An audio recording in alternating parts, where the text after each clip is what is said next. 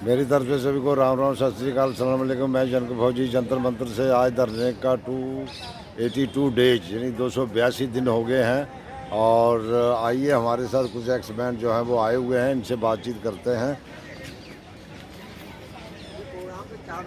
ये हैं हमारे सुबेदार मेजर सुरेंद्र साहब जी। राम राम। राम राम साहब, आप बताइए सर कि जनता को क्या क्या संदेश देना चाहते हो सुबह की मॉर्निंग न्यूज़ में। मेरा सुबह सुबह सभी हमारे देशवासियों को राम राम, जय हिंद, सत श्री अकाल। पूरे देश के एक्स सर्विसमैन सभी लोगों ने बहुत अच्छा समर्थन किया। 25 नवंबर को जो हमने रोल रोको आंदोलन का किया था, वो प्रोग्राम काफ़ी हद तक सफल रहा।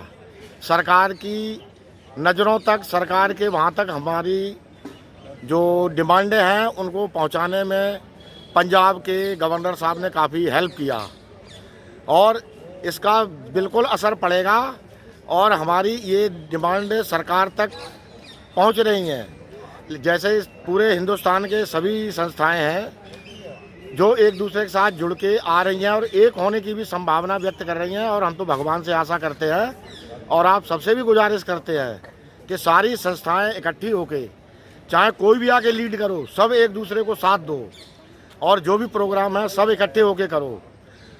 हमारी मेन मांग यही है कि सुप्रीम कोर्ट के 3 रिटायर्ड सीनियर जजों की कमेटी बिठाई जाए। हमारे माननीय प्रधानमंत्री साहब जो कहते हैं कि हमने 90,000 करोड़, 75,000 करोड़, 70,000 करोड़ भूतपूर्व सैनिकों को दिया है, तो हम तो न तो सरकार से अभी कैश मांग रहे हैं, न ही पेंशन बढ़ाने की मांग रहे हैं। हम अपना सम्मान और अधिकार मांग रहे हैं। अगर ये 3 सीनियर रिटायर्ड सुप्रीम कोर्ट के जजों की कमेटी इन्वेस्टिगेट करेगी, उस पर स्टडी करेगी और वो अपनी फाइनल जो रिपोर्ट बना के हम जो देगी, हम उसको मानने के लिए तैयार हैं। लेकिन हमको ये क्लियर कट जानना चाहिए, ट्रांसपेरेंसी उस चीज़ की कि आखिर हमारे प्रधानमंत्री साहब ने जवानों, जेसीओज को, रिटायर्ड को क्या दिया, कितना दिया। और अभी ये रेल रोको आंदोलन भी सिर्फ ये सांकेतिक था। जैसे हमारा 282वां दिन शांतिपूर्वक सांकेतिक धरना चल रहा है। हम सब लोग एक अनुशासित जीवन, अनुशासित कार्रवाई करने वाले लोग हैं, उसी तरह से करेंगे। हमारा सरकार से कोई ना तोड़फोड़ का इरादा, ना किसी चीज़ का। हम तो हाथ जोड़ के अपनी जो जायज़ मांगे हैं सिर्फ वही सरकार के सामने पेश करना चाहते हैं। और सारे देश के फौजियों से, एक्स सर्विसमैनों से हमारी गुजारिश है कि सब लोग प्रोग्रामों में इकट्ठा सामूहिक होके जो सरकार को शक्ति प्रदर्शन संख्या में चाहिए वो करें और सरकार से हम अपनी मांगें मनवाने के लिए मजबूर करें। अभी जैसा सुनने में आया है कि जनरल सतवीर साहब अभी कह रहे हैं कि हम रेल रोको आंदोलन का भी हमने समर्थन किया और हम उनका किसी तरह का कोई भी जो आंदोलन होगा उसका पुरजोर समर्थन करेंगे। लेकिन सतवीर साहब से यही गुजारिश है कि जैसा पहले समर्थन किया वैसा न करें। अगर करना ही चाहते हैं तो खुल के और बता के करें, जो ग्राउंड में दिखना चाहिए। ऐसा न हो जैसे पहले दिया और बाती का मेल तो होता नहीं है। नाम तो दिया का ही होगा लेकिन बाती और तेल जलता है। तो जनरल सतवीर साहब से यही गुजारिश है कि सिर्फ दिखावे वाला पहले वाला ना करें। अगर करना ही चाहते हैं हम भूतपूर्व सभी सैनिकों के लिए, तो वो खुल के आके बोलें और बताएं और उसको कराएं। सरकार के सामने जो मेन हमारी मांगे हैं, 3 सुप्रीम कोर्ट के रिटायर्ड जजों की कमेटी बिठा के और उसका पूरे का पूरा किया जाए। इन्हीं के साथ मैं अपने शब्दों को विराम देता हूँ। सभी साथियों को जय हिंद और पूरे देश को जय हिंद, वंदे मातरम। ये हैं हवालदार विजय जी। विजय सर, राम राम। राम राम सर, आप बताइए थोड़ा विस्तार से, क्योंकि सतवीर सिंह साहब ने पहले भी आपकी पीठ में जो है वो छुरा गोबा था, तो ऐसा ना हो कि अभी आपके पेट में गोबे। इसलिए कुछ जनता को थोड़ा सा बताएं, क्योंकि वो बता रहे हैं, इसके बारे में विस्तार से बताओ थोड़ा। सतवीर साहब ही नहीं, हमारे नेशनल प्रधान प्रगट सिंह साहब ने जो है सभी संस्थाओं को भी बोला था कि आइए आइए।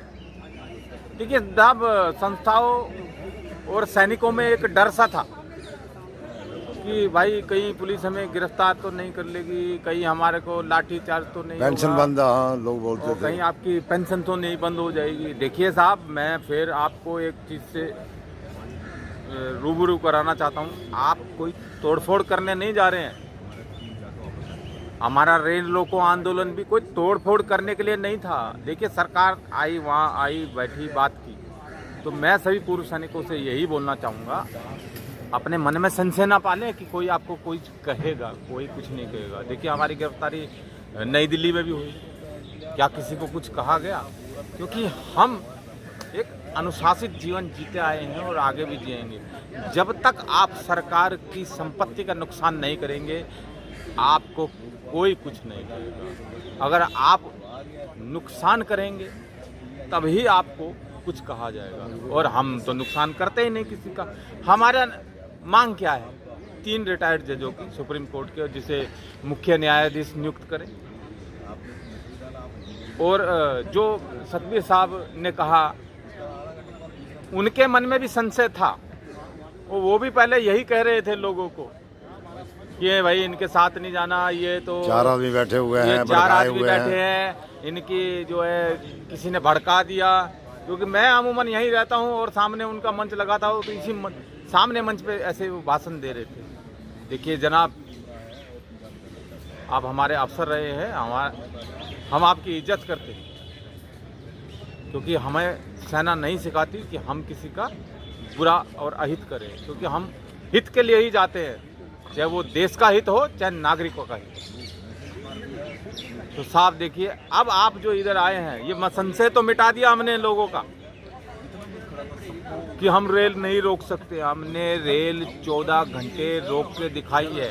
147 गाड़ियाँ प्रभावित हुई जिनके है। रूट डाइवर्ट किए गए हैं, और 40 जो ट्रेनें हैं, लोकल ट्रेनें, वो बंद कर दिए गए हैं। हमारा मकसद सरकार को नुकसान पहुंचाना बिल्कुल भी नहीं था, ना ही हम चाहते थे सरकार को हम नुकसान पहुंचाए, लेकिन हमारा मकसद एक ही था, सेना को टारगेट मिलता है, कैप्चर करना है पोस्ट को।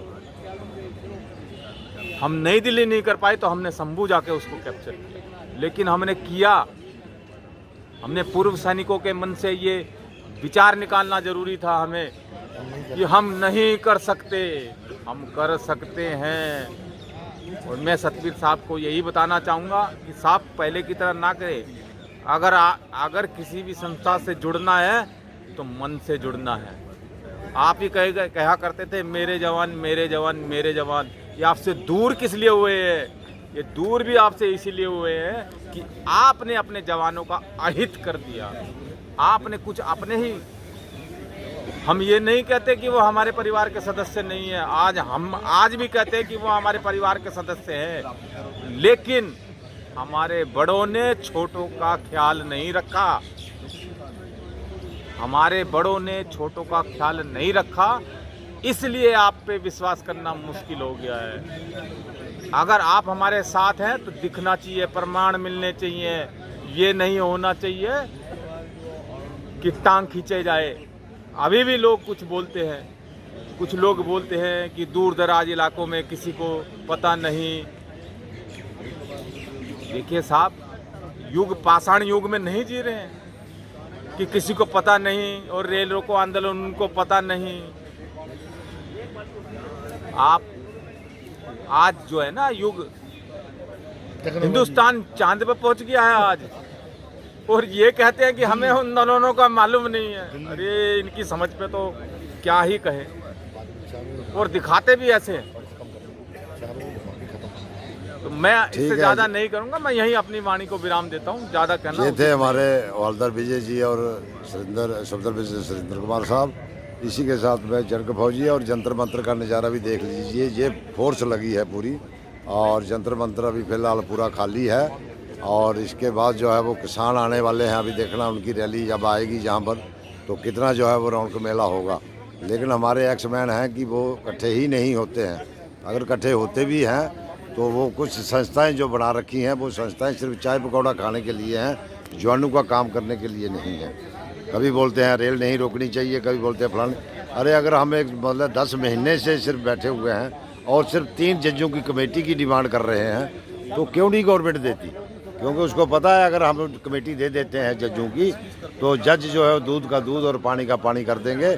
और हमारी कुछ संस्थाएं जो राजनीति की गोद में बैठी हैं, कुछ अफसरों की गोद में बैठी हैं, मेरी तरफ से तो ये सबको कहना चाहता हूं कि जो भी उनके साथ जुड़े हुए हैं वो उनको छोड़ दो, वो किसी काम के नहीं हैं, वो सब ऐसे ही हैं, आपके सिर्फ चाय पकौड़ा खिलाने के लिए, पैसे ठेरने के लिए। और ये इसीलिए उन्होंने ये संस्थाएं बना रखी हैं, किसी का भला नहीं करते हैं। आज दिन तक उन्होंने किसी विधवा की पेंशन नहीं लगवाई है, किसी की पेंशन में अगर गड़बड़ी है तो अभी तक नहीं लगवाई, तो संस्थाएं बनाई किस लिए हैं? चाय पकौड़ा खाने के लिए। तो इसलिए मेरी सबसे रिक्वेस्ट है कि ज़्यादा से ज़्यादा जनता जो है वो जंतर मंतर में आए और एक होकर के अपनी मांगों को जो है बनवाया जाए। इसके साथ जय हिंद, जय भारत। इस चैनल को ज़्यादा से ज़्यादा सब्सक्राइब करें और शेयर करें। जय भारत।